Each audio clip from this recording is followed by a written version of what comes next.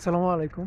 বিশ্ববিদ্যালয় ভর্তি পরীক্ষার্থী শিক্ষার্থীবৃন্দ, তো আমি এখন যে জায়গাটাতে আছি সেটা হচ্ছে ঢাকা বিশ্ববিদ্যালয়ের নবনির্মিত স্মৃতিস্তম্ভ। শতবর্ষ উপলক্ষে একটা স্মৃতিস্তম্ভ তৈরি করা হচ্ছে। আপনাদের আমি ব্যাক ক্যামেরা দিয়ে যদি দেখাই একটু, এই যে এটা হচ্ছে নবনির্মিত স্মৃতিস্তম্ভ। শতবর্ষ উপলক্ষে এটা তৈরি করা হচ্ছে। আমি এই জায়গাটাতে রয়েছি এখন।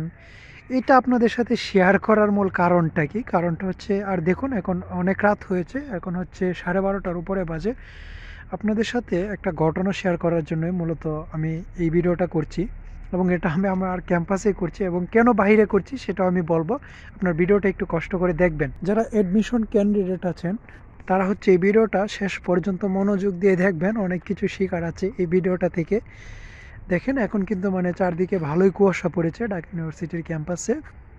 এর মাঝে আমি বের হয়েছি কেন এত রাতে, প্রথমে বলিনি। আমি হচ্ছে বিকাল থেকে রাত 12টা পর্যন্ত, একদম 11:59 পর্যন্ত অনেকগুলো স্টুডেন্টের, যেগুলো দোকানে আবেদন করতে পারে নাই, বা কোড আসছিল না, বা অন্যান্য যে সমস্যাগুলো হচ্ছিল সেই সমস্যাগুলো সমাধান করতে পারছিল না, তারা মানে অসহায় হয়ে লাস্ট পর্যন্ত তারা আমাকে নক করেছিল। সেই বিকাল থেকে রাত 12টা পর্যন্ত তাদের সমস্যাগুলো সমাধান করতে করতে আমার মাথা একদম হ্যাং হয়ে গিয়েছে।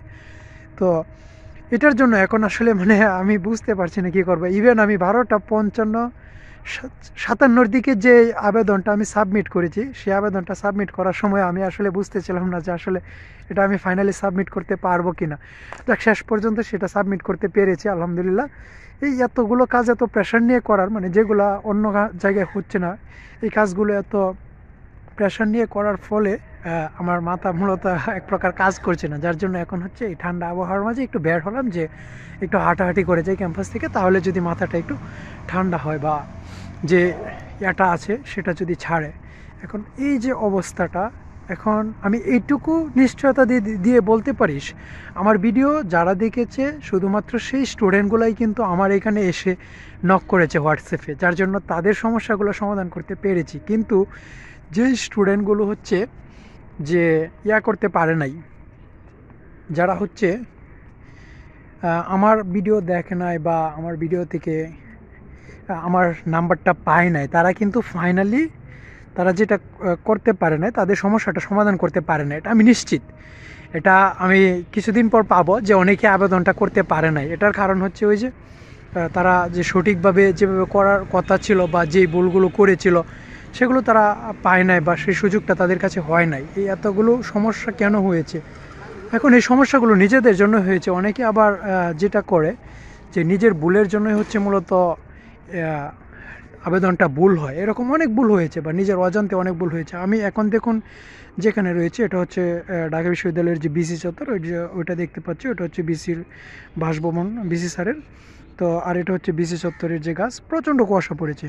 যাক, আমি সেটা নিয়ে কথা বলবো না। আমি আপনাদের জন্য ভিডিওটা তৈরি করছি, তাহলে এই ভিডিওটা আপনাদের জন্যই হোক মূলত স্পেশালি। এটা হচ্ছে নতুন মনুমেন্ট হচ্ছে। তো এই জায়গাটার নাম ছিল আগে, পূর্বে মল চত্বর ছিল, এখন এটাকে কাটছাট করে নতুন যে শতবর্ষের স্মৃতি ফলক বা স্মৃতিস্তম্ভ যেটাই বলি না কেন, এটা নির্মাণ করা হচ্ছে এই জায়গাটাতে, এবং এগুলোতে নতুন পথ তৈরি করা হয়েছে। যাকগে, এখন আপনাদের উদ্দেশ্যে আমার কথা বলা এটাই, যে আপনারা এই ভুলগুলো কেন করেন।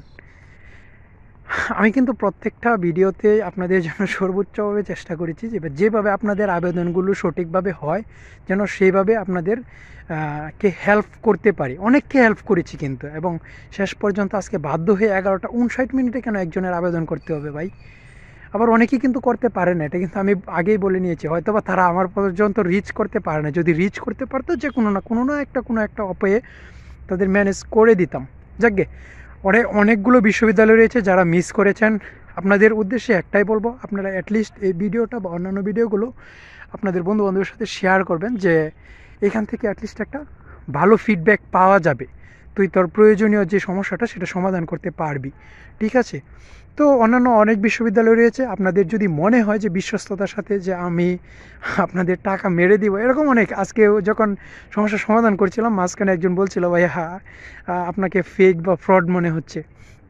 তো হ্যাঁ, আপনি টাকা একটা বিষয় তো যাই হোক, মানে শেষ পর্যন্ত যাক ওনার সমস্যাটাও সলভ হয়েছে, এবং উনি চার্জ দিয়ে ওনার কাজটা করে নিয়েছে।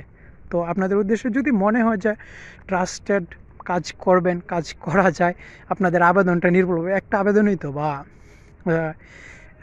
বিভিন্ন বিশ্ববিদ্যালয়ের আবেদনগুলোই তো, সেটা যেন সুন্দরভাবে হয়, সঠিকভাবে হয়, এবং সেটা যেন হয় ঘরে বসে। সেটার জন্য আপনাদের উদ্দেশ্যে বলবো যে আপনারা আমাদের সাথে হোয়াটসঅ্যাপে যোগাযোগ করতে পারেন, এবং অন্যান্য তথ্যও কিন্তু আমরা দিয়ে থাকি। শুধু যে আবেদন করে দিচ্ছি তা কিন্তু নয়, এবং পরবর্তীতে কী করতে হবে। এবং অনেকের এটা হয়েছে যে বিশ্ববিদ্যালয়ের আবেদন করেছে, আবেদন করার পর দোকান থেকে পাসওয়ার্ড দেয়নি বা ফোন হারিয়ে ফেলেছে, তারপর আর কিছু বলে নাই। দোকানদার কী বলবে? দোকানদার এই ক্ষেত্রে কিছু বলার নাই, ঠিক আছে?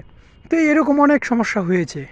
যাক, পরবর্তীবার থেকে যারা আবেদন করবেন তাদের জন্য এই ভুলগুলো না হয়, অ্যাটলিস্ট এরকম যেন কেস ফেস করতে না হয়, বা আপনাদের এই একটা ভুলের জন্য যেন বিশ্ববিদ্যালয় বা আপনাদের যে স্বপ্ন, সেই স্বপ্নটা যেন মিস না হয়ে যায়, ঠিক আছে? এটার জন্য মূলত এই যে এখন আমি হাঁটছি, প্লাস ভালোই লাগছে এরকম ঠান্ডা আবহাওয়ায়।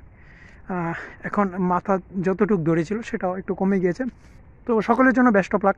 পরবর্তীবার থেকে আপনারা বুঝে শুনে একটু আবেদন করবেন, এটার জন্য মূলত এই ভিডিওটা করা।